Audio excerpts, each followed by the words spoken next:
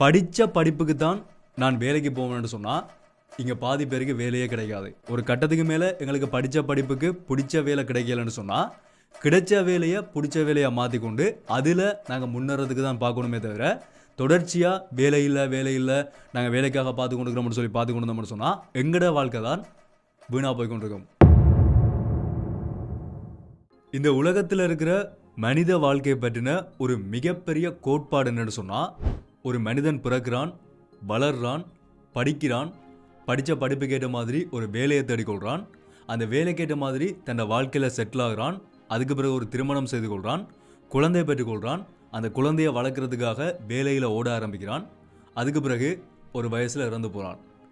இதுதான் 95% மக்கள் இந்த உலகத்தில் பின்பற்றக்கூடிய ஒரு வாழ்க்கை முறை. மீதமாக இருக்கிற 5% மக்கள் யாருன்னு சொன்னால் இந்த உலகத்தை ஆளக்கூடியவர்கள், அதாவது வணிகர்கள், அதே மாதிரி சுய தொழில் செய்கிறவர்கள்.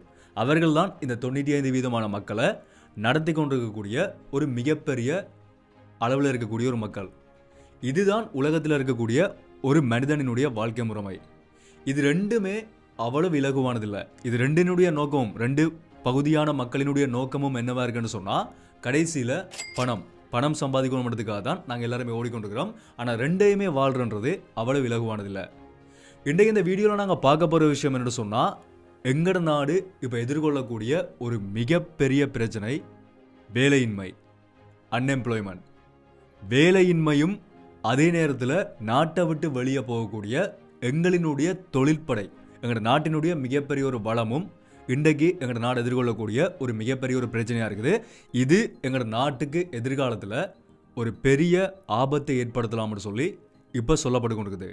ஸோ இந்த வேலையின்மை எதுக்காக உருவானது, எதுக்காக நல்ல வளங்கள் இருக்கக்கூடிய ஒரு நாடு, அப்படி இருந்தும் இந்த நாட்டுக்குள்ளே எதுக்காக இந்த வேலையின்மை உருவாகி இருக்குது, அதுக்கான காரணம் என்ன, அதை எப்படி நிவர்த்தி செய்கிறது என்றது தான் ஒரு ஃபுல் டீட்டெயில்டான விளக்கமாக இந்த வீடியோவில் முழுமையாகவே பார்க்க போகிறோம்.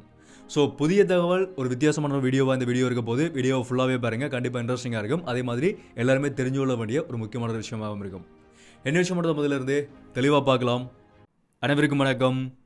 நான் உங்கள் VK கரிகாலன்.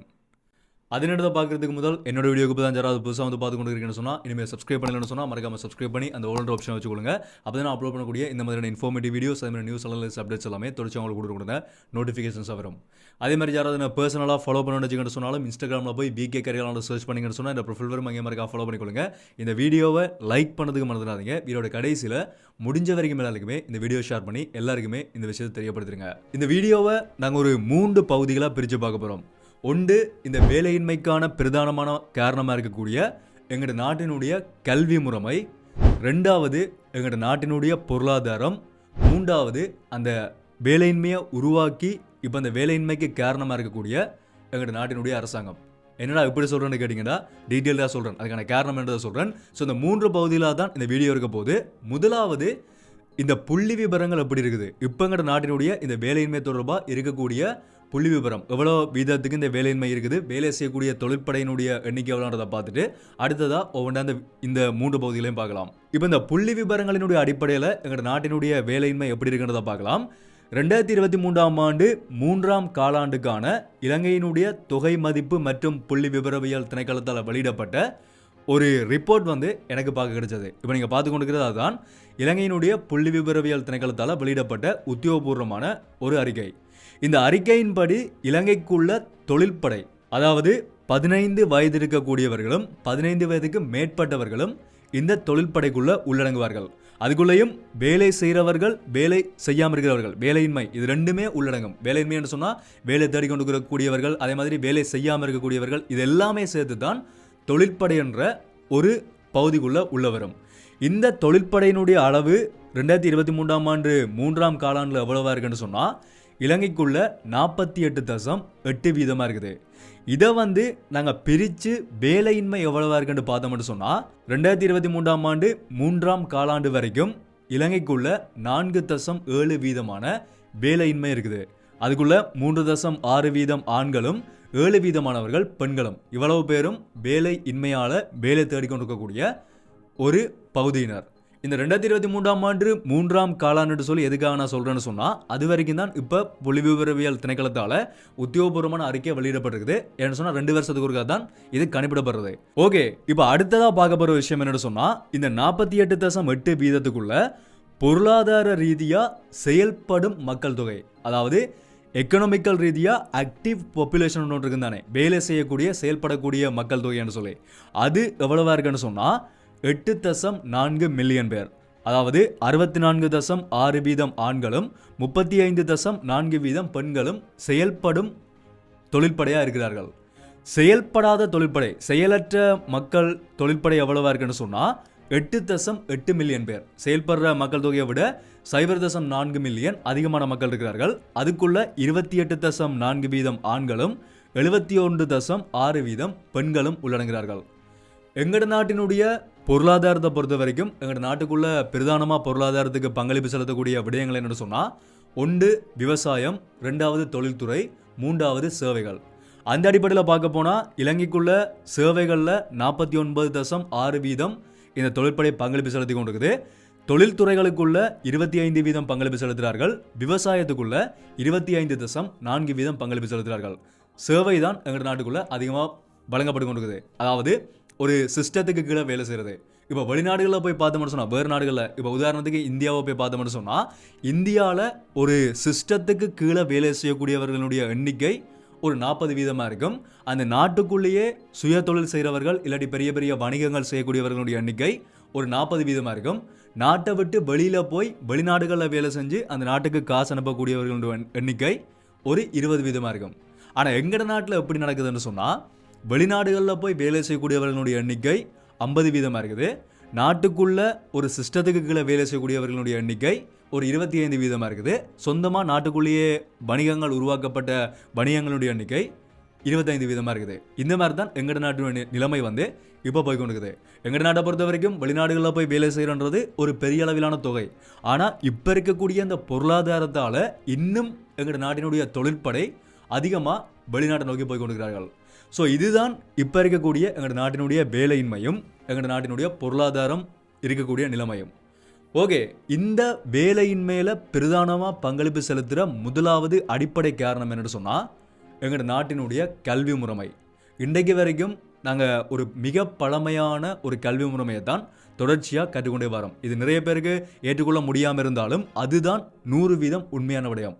நாங்கள் வெளிநாடுகளை போய் பார்த்தோம்னு சொன்னால், வெளிநாடுகள் நான் எதுக்காக திரும்ப திரும்ப சொல்கிறேன், நீங்கள் சில பேர் கேட்பீங்க, நீ ஏன் சம்மந்தமே இல்லாமல் எங்கள் நாட்டோட வெளிநாடை ஒப்பிட்டு பார்க்குறேன்னு கேட்டால், இது வந்து இப்போ இருக்கக்கூடிய நாங்கள் உலகம் வந்து தொழில்நுட்ப உலகம். அந்த தொழில்நுட்ப உலகத்துக்குள்ளே நாங்கள் போனால் தான் எங்களால் எங்களோட நாட்டை முன்னேற்ற முடியுமே தவிர மற்றும்படி அதே பழைய முறைமையை வச்சு கொண்டு வந்தோம்னு சொன்னால் திரும்ப திரும்ப பொருளாதார ரீதியாக நாங்கள் கீழே தான் போய் கொண்டு போவோம். அப்போ தொழில்நுட்பத்தோடு நாங்கள் முன்னேறணும்னு சொன்னால் முதலாவது பிரதானமாக எங்களோட நாட்டினுடைய கல்வி முறைமை அடிப்படையில் நாங்கள் மாற்றத்தை கொண்டு வரணும்.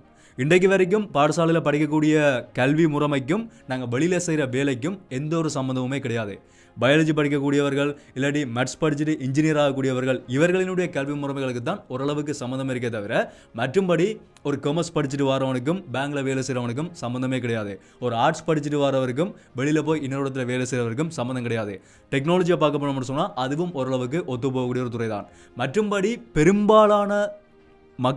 பெரும்பாலான இளைஞர்கள் படிக்கக்கூடிய கல்வி முறைமைக்கும் வெளியில் செய்கிற வேலைக்கும் எந்த ஒரு சம்பந்தமுமே இல்லைன்றது முதலாவது எங்கள் நாட்டினுடைய பெரிய ஒரு பலவீனமான ஒரு விடயம்.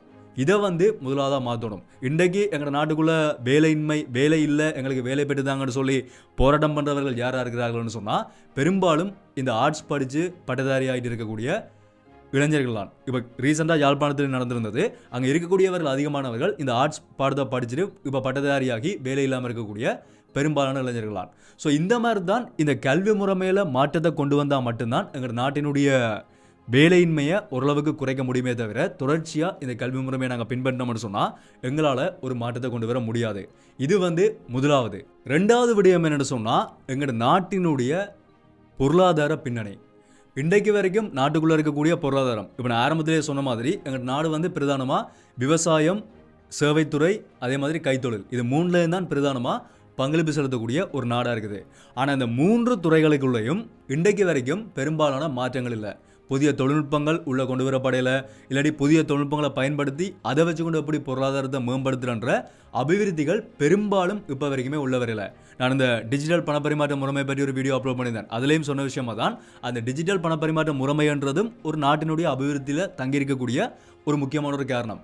டிஜிட்டல் பணப்பரிமாற்ற முறைமை வந்துச்சுன்னு சொன்னால் நாட்டுக்குள்ளே கருப்பு பணம் இருக்காது, அதே மாதிரி மோசடிகள் நடக்காது, இந்த மாதிரி நிறைய காரணிகள் அதுக்குள்ளே செல்வாக்கு செலுத்துறபடியா அந்த ஒரு முறைமையும் நாட்டினுடைய பொருளாதாரத்தில் கட்டாயமாக பங்களிப்பு செலுத்தும். ஸோ அப்படிப்பட்ட அந்த தொழில்நுட்பம் இன்னுமே உள்ள வரையில்.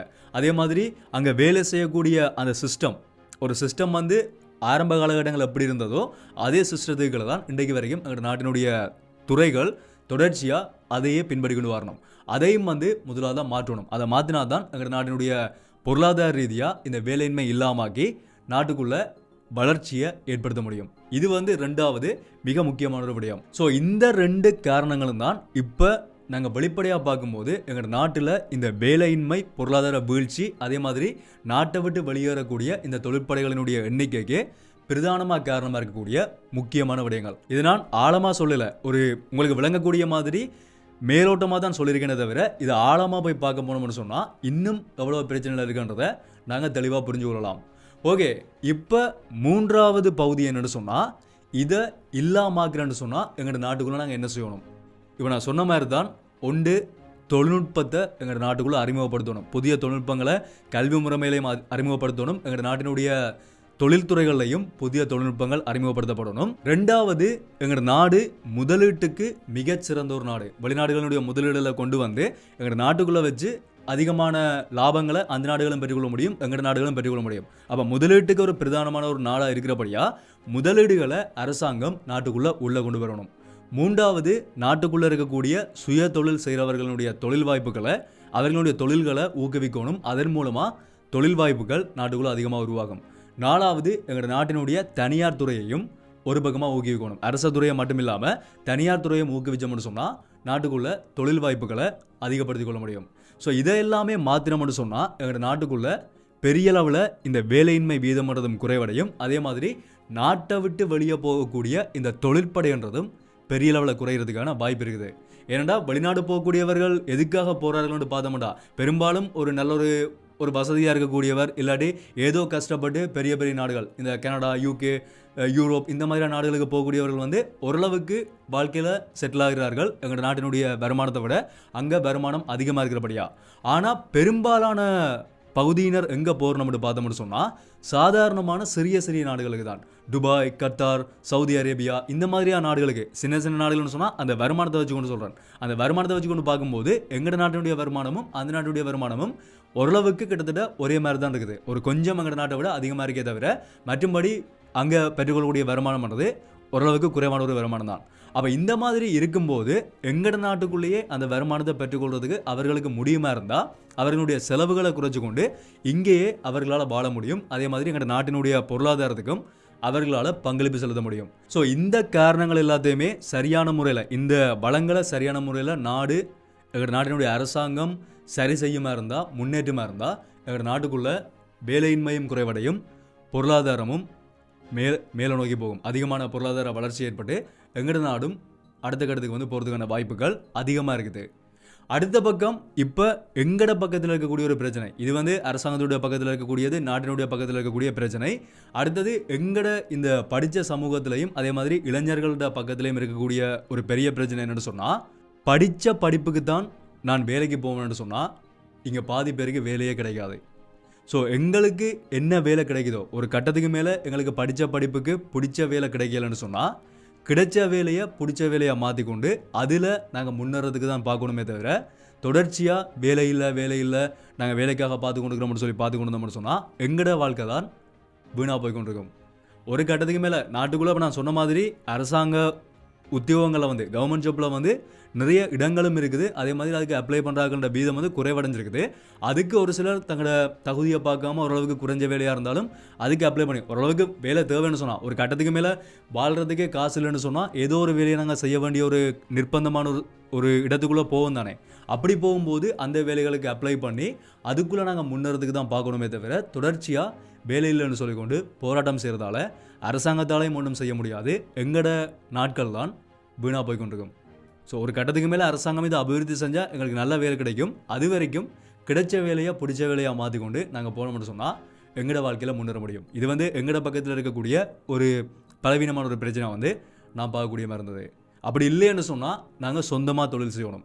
அது நாங்கள் ரிஸ்க் எடுத்து நாங்கள் அதிகமான ஆபத்துக்களை எதிர்கொண்டு எல்லாத்துக்குமே தயாராக ரிஸ்க் எடுத்து நாங்கள் சுயதொழில் செய்தோம்னு சொன்னால் அதில் எங்களால் ஒரு வேளை முன்னால் போக முடியும். சிஸ்டத்துக்குள்ளே உங்களுக்கு இருக்கிறதுக்கு விருப்பம் இல்லைன்னு சொன்னால் நாங்கள் சுயதொழில் செய்யலாம், ஒரு வணிகம் செய்யலாம். அது வந்து பெரிய ஒரு வாய்ப்பு, நாட்டுக்கும் பொருளாதாரத்துக்கு பங்களிப்பு செஞ்ச மாதிரி இருக்கும். நாங்களும் வந்து எங்களோட வாழ்க்கையில் முன்னேறக்கூடிய மாதிரி இருக்கும். ஸோ இது ரெண்டும் தான் இருக்கக்கூடிய வழி. அதை சரியாக விளங்கி கொண்டு எந்த துறை எங்களுக்கு சரியாக இருக்குதோ அதை அனலைஸ் பண்ணி எந்த துறை எங்களுக்கு சரியாக இருக்குதோ அதை தெரிவு செஞ்சு கொண்டு நாங்கள் முன்னேறி போகிறதுக்கு தான் பார்க்கணும். உலகம் வேகமானது, பயங்கர வேகமாக போய்கொண்டிருக்குது. உலகத்தினுடைய தொழில்நுட்பங்களும் வேகமாக போய்கொண்டிருக்குது.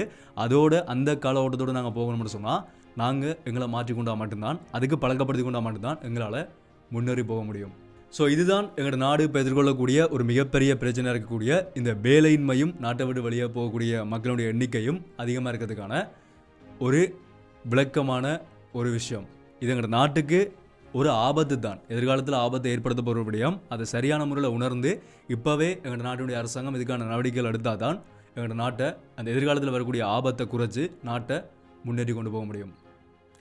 இதை பற்றின உங்களுடைய கருத்துக்கள் நீங்கள் இதை பற்றி நினைக்கிறீங்கன்னு சொல்லி தாராளமாக கீழே இருக்க கமெண்ட்டில் சொல்லுங்கள். முடிஞ்ச வரைக்கும் எல்லாருக்குமே இந்த வீடியோ ஷேர் பண்ணது மூலமாக எல்லாருக்குமே இந்த விஷயத்தை முடிஞ்ச வரைக்கும் தெரியப்படுத்துங்க. அதே மாதிரி இந்த மாதிரி வேறு விஷயத்தை பற்றி கதைக்கோம்னு சொல்லி நீங்கள் நினைக்கிறீங்கன்றதையும் அதையும் கீழே கமெண்ட்டில் சொல்லுங்கள். எந்த கமெண்ட்டுக்கு அதிகமாக லைக் வருதோ அதை பற்றின வீடியோஸ் வந்து அடுத்தடுத்த வீடியோக்கள் வந்து நான் அப்லோட் பண்ணுறேன். இனிமேல் சப்ஸ்கிரைப் பண்ணலன்னு சொன்னால் மறக்காமல் சப்ஸ்கிரைப் பண்ணி அந்த பெல் ஐக்கனை கிளிக் பண்ணி ஒரு ஆப்ஷன் வச்சுக்கோங்க. அப்படியே லைக் பண்ணலன்னு சொன்னாலும் மறக்காமல் லைக் பண்ணிடுங்க. ஸோ மீண்டும் வீடியோவில் சந்திப்போம். நன்றி.